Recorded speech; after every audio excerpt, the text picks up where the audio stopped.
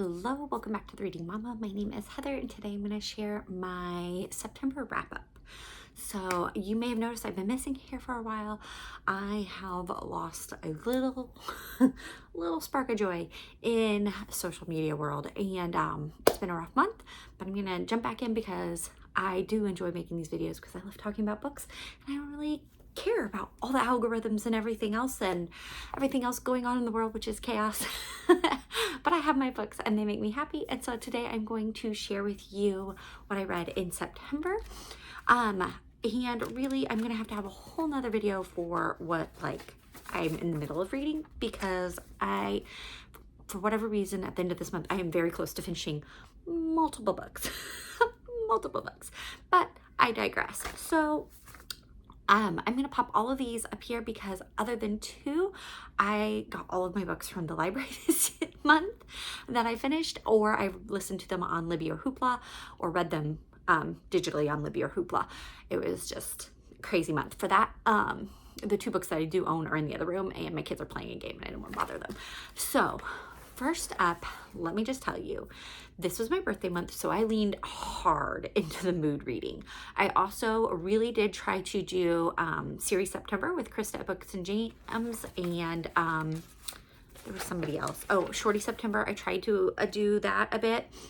I worked a little bit on Chantel's Autumn Bingo at Chantel Reads All Day, and I did not do Chantel's other reading challenges, which I've been doing all year and just kind of but yeah, so let's dive in and I'll tell you where they fit on those. If you are curious, nope, that's Summer Bingo. Let me find the right board here. So I had the Sci Fi September from Krista at Books and Jam, and I got all but Forest and Nature, and I'm very close to finishing Hunger Games for another read through. I'll talk about that in another video, but if I had finished that by today, then I would clear the board, but I didn't. Shorty September, I got several of them done, and there's 3 ladies doing that. So there is Crystal at Fiber Artsy, Karen at Roving Reader, and Heather at Too Many Heathers. There are too many of us.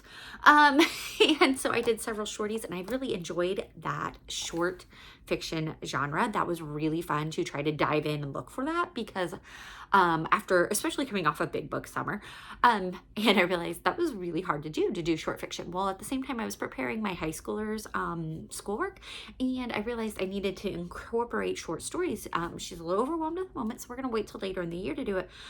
But it just encouraged me to start reading some more short stories, and so I've been working through that. So I didn't finish the actual volumes, but I've finished a few short stories, and working towards reading those more and putting them. So I've gathered some books. That'll be a whole nother video. Why don't we just do that? But yeah, I'm really enjoying short fiction.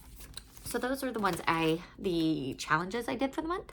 So I started out with Resist by Alan Gratz. And if you haven't watched my other videos, I love Alan Gratz. He does some impeccable historical fiction that I feel is not gender based. Some historical fiction really leans heavy to the girl side. Let's just be honest here. But I feel like his is not. I don't feel like there was one Code of Honor, but I digress. I don't feel like it's very gender based. And Resist is like a snippet from his other book, Allies. And so you follow one of the characters in Allies, which I'm currently reading, and you follow her story in a very short, 75 pages, as it continues on afterwards. And it was really good. Great for Shorty September, very short read. And I'm going to give it to my middle grader. It's very good. Middle grade read. And you're following a young girl whose mother and her are part of the French resistance. And her mother gets captured early in the evening throughout the night. And the other book in Allies, you follow her daughter as she continues on this path to try to find her mother and rescue her before dawn. All of this is happening in the hours during and leading up to D-Day. And so you follow this young girl, and she uses a code name and tries not to break that, but she's like 11, 12. And so you kind of go through a few instances, and you get a good snapshot of kind of how the Germans were treating the French nationals, even those who were not part of the resistance. And so it's a good little introduction, I think, for my middle graders. And then I listened to Rembrandt in the Wind by Russ Ramsey, and I really enjoyed it. That was on my 40 by 40 list, which I didn't finish. And it was also in the shorties, because I think it was like maybe 201 pages, something like that. I really loved Rembrandt and the Wind. It was not what I thought it was going to be. I thought it was going to be like a biography explaining how Rembrandt and his Christian tendencies, because Russ Ramsey is a pastor. Anyways, it's not that. It goes through 11, I think, different artists, and it gives you a little snapshot biography of all of them and ties in how they kind of portrayed or didn't portray Christianity and their impact on the world. And I really enjoyed it because he wasn't, while it's a Christian focus, it wasn't these are the ideal Christian artists, because that's like really hard to find. He says these were flawed men who live in a flawed and sinful world, but here's how they brought glory to God through their artwork, even if they weren't always living that way. And I really, I appreciate the candidness of it. I appreciate the stories, you know, of I love biographies. So I love that. Because I was doing an audiobook, and I did have the library copy, but I didn't get to read through it. I feel like it needs like a picture book to go with it because of all the paintings that I mentioned, but I'm sure not all of them are in public domain. But I felt like I needed to see a lot of the paintings. Some of them I was very familiar with, some of them I was not. A lot of times I was listening in the car while taking the kids to music lessons, so I couldn't look up the paintings, but I really did enjoy Rembrandt and the Wind. Then I read Wormwood Abbey, and Christina Bear, I think is how you say it. She's a homeschooling mom of 9, obviously already connected. I'm like, whatever you're gonna write, I'm gonna read it because we're like sisters here. And I don't know what I was expecting, but I loved it. I can't wait to continue the rest of the series. I definitely did that for series September. It was a short book, so Shorty September, and it was on my 40 by 40, so it was a winner all around, and it was an amazing story. You follow a young woman and her parents and her young brother as they return to the family estate. The uncle who was in charge of the estate has passed away, and now her father has to come and take over. And you learn some family secrets there. Think Victorian, cute, cozy. You got some light academia in there. And then I'm just going to tell you right now, because you have to know, if you look at any of the other series, it's got dragons. And you don't expect it the way that it happens. Lots going on. I cannot wait to continue the story. Little notes of Christianity in it, but it was not heavily overhanded. It was a very natural way of living out your life for the Lord. And I absolutely loved it. I want my kids to read it, but I also annotated it a lot. So I don't know that they're going to enjoy that. I'll have to pull out all my Post-its. It was so much fun. Lots of literature drops. If you are a book person, which you probably are if you're watching this, then you're gonna love it because she's got all these name drops. And so I went through and marked all those. It was just really enjoyable. Then I read another middle grade book, 20 and 10, and that was a shorty. That was a pre-read for our school. 20 and 10. I'm trying to think now. What was it? 20 and 10. Oh, yes. So you follow these kids who have either been orphaned or they've been sent off to the country in the French countryside is what it is, mostly. Not orphans, I think. I think they're just mostly sent out to be safe from the Germans. And you have 20 children in this house and a nun's looking after them, and you follow them. It's very cutesy, follow their life. And like I said, this is very short. It's like 50, 60 pages. And then they take in 10 Jewish children who are on the run, and they have to hide them. And obviously Nazis come to the door, the nun gets arrested, and things happen. And so you have the 20 French children and the 10 Jewish children who were hiding. It was really cute, very great middle grade. Again, a great introduction to kind of that historical fiction, World War II, without it being gruesome and intense. And then I read The Teacher of Warsaw, which is on my 40 by 40, and it belonged there. That was amazing. And I cannot think of what his name is now, and I should have looked it up. But you're following a man who, this is not biographical. This is historical fiction, The Teacher of Warsaw. But he was a man who was Jewish, didn't really embrace his faith until he was older, but he ran an orphanage. He did a lot of good works. He was a social worker in Warsaw. That's like what he was known for. He was on the radio broadcasting, all these things. And you follow his life there at the end, from when the Nazis invade Poland until he boards the train with the children, singing to help them to help them not be so scared. And that is based on actual things that happened with this man, that he put the children first. Like, that was his whole goal. And you follow through kind of his thoughts, and it's not overly religious. It's not overly, and it's just kind of, I really enjoyed Mario Escobar's kind of writing. This is in translation from Spanish, and he does such a great job. It was just thinking through kind of what would you be thinking about during that time. You know, you're old, you're achy, you're living in a ghetto, and you're trying to feed hundreds of children.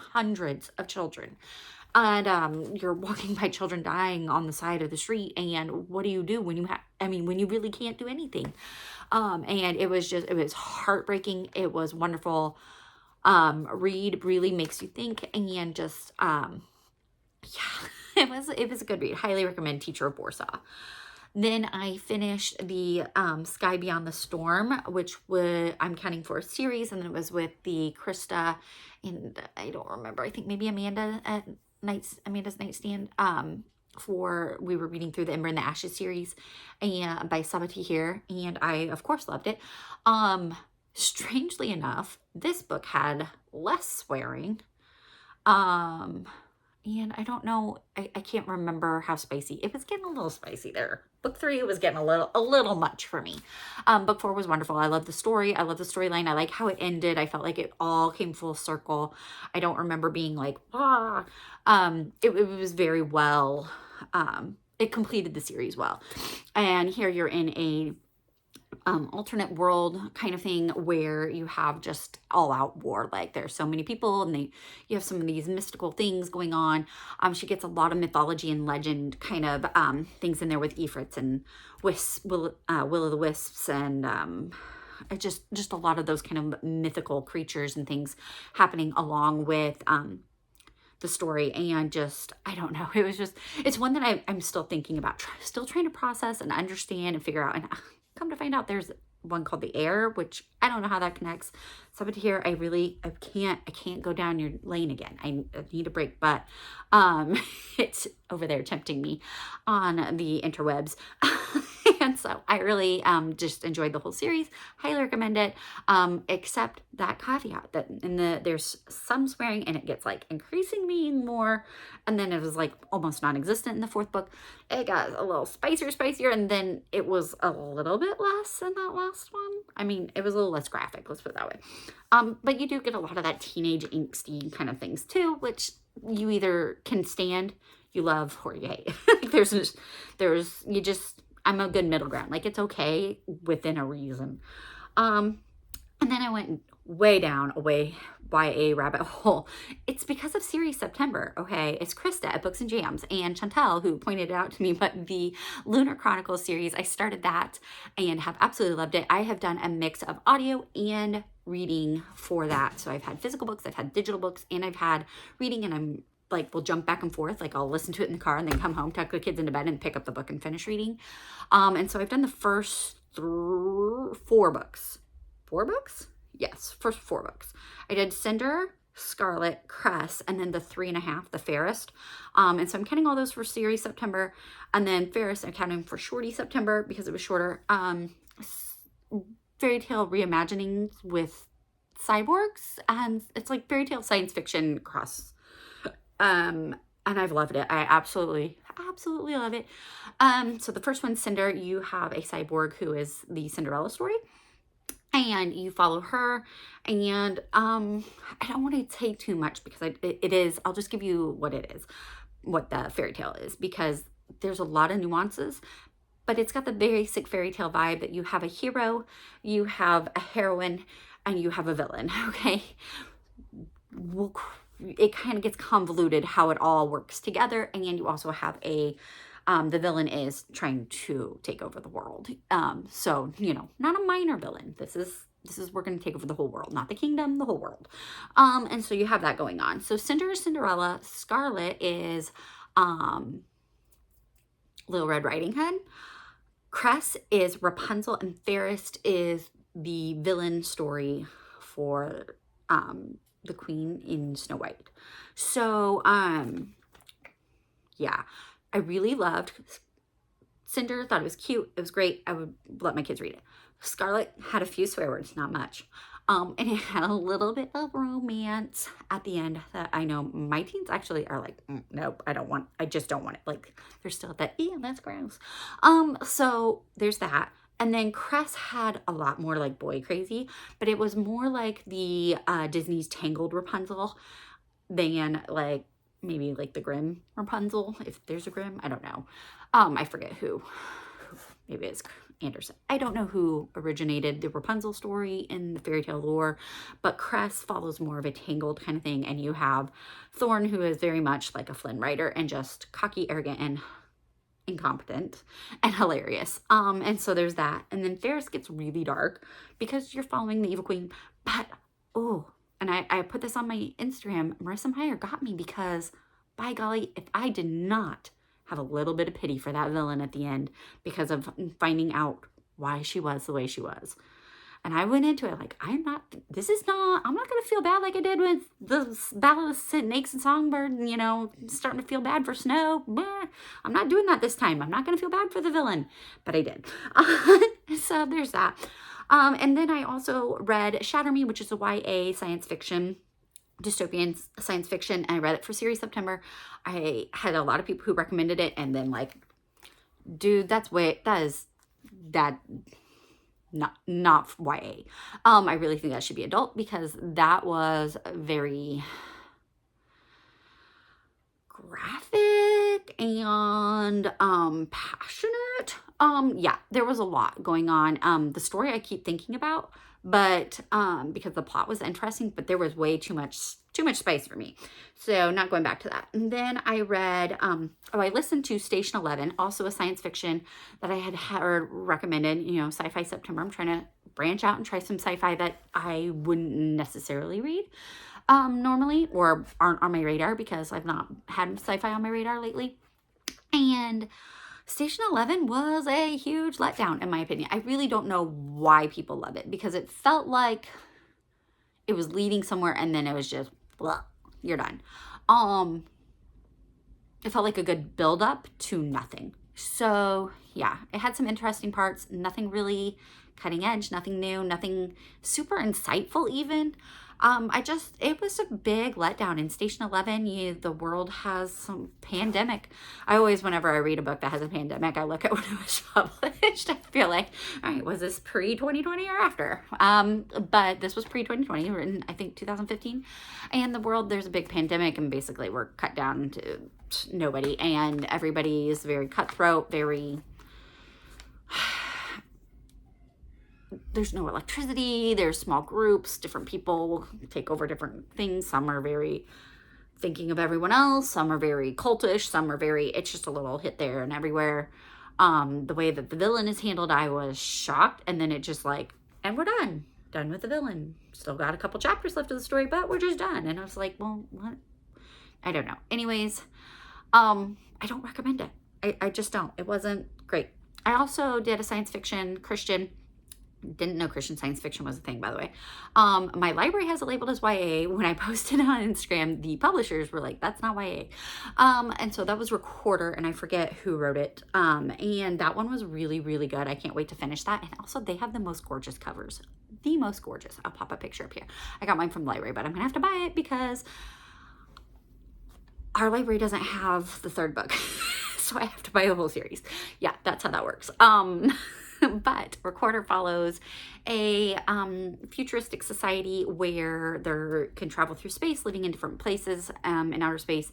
And the Recorder is supposed to be somebody who is non-biased, who has been trained since birth by the consortium, I don't know how to say it.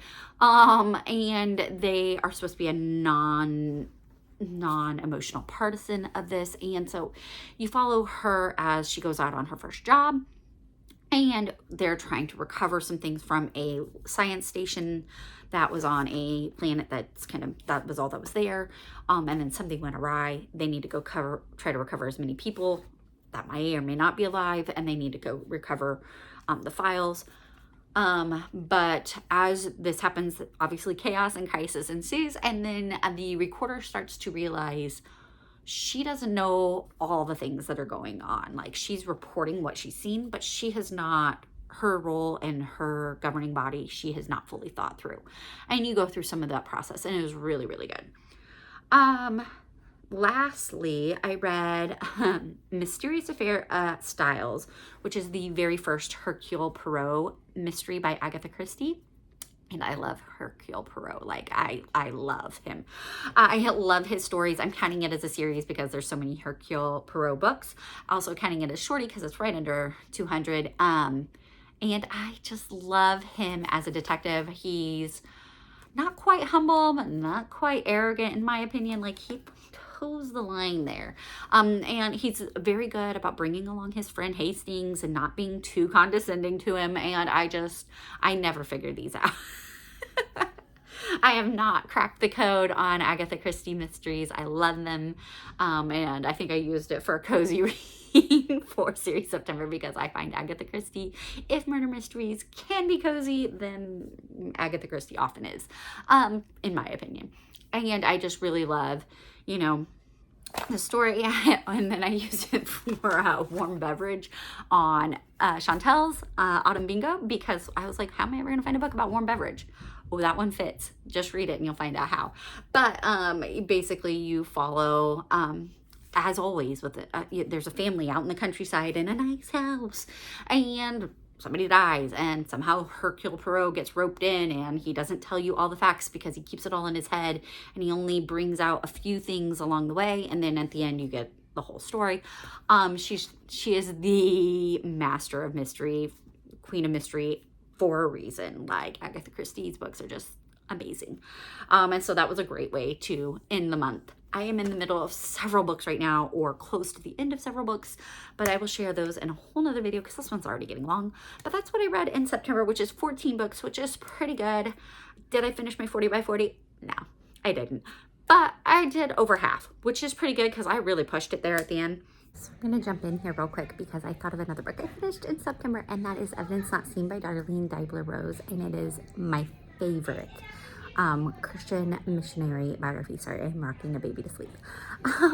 And I absolutely love it. She was a prisoner of war during World War II in a Japanese internment camp in New Guinea, and I highly recommend her biography. It is just a testament to the Lord and his amazing power of provision, protection, and it is so encouraging to see how simply she walks out her faith in such dire and really awful situations. So I highly recommend you go check out Evidence Not Seen by Darlene Deibler Rose. Like I said, it's my favorite one that I've ever read. I like it even more than My Hating Place, which is hard to beat. So go check that out because it's also wonderful. I did do some Sci Fi September. Yep, I got that. I'm also in the middle of Mistborn, which is another sci-fi book. I did do my series September, all but one, and I'm working on it. And technically, you could probably put Crest there because she talks about the desert a lot. Shorty September, my first time participating, and I got several of those done. I did some sci-fi, which I wanted to do for Sci Fi September. I got through several 40 by 40s. Not all of them. I still haven't unpacked half of them though. So, you know, there's that. I did not do a year of mod. I did finally, it took all month for my Anne of Ingleside to get here. It just got here a couple days ago. So, you know, that's on thrift books really. And so I hope to read that and be able to jump back in with Chantel on her year of mod. Read your bookshelf challenge from Chantel was travel, and I did start Voyage of the Dawn Treader, which is what I was going to count for it. But honestly, I feel like you could put a lot of these books in here for travel because almost all of them had some kind of travel in them, of a decent amount as well. So, you know, did I do that? Sure. Let's say I did travel. Station 11, travel. There you go. I did that prompt. That's how I'm doing these challenges now. I'll be back with my October reading, and I think it's going to be just a catch-up month. So we'll see. If you made it to the end of this ridiculously long video, drop your favorite fall emoji below so that I know you are watching. It helps me to be able to kind of get to know you and see who's watching, because this is really why I do it, is to talk about my favorite books and to hopefully meet other literary minded people. So thank you so much for watching and have a blessed day.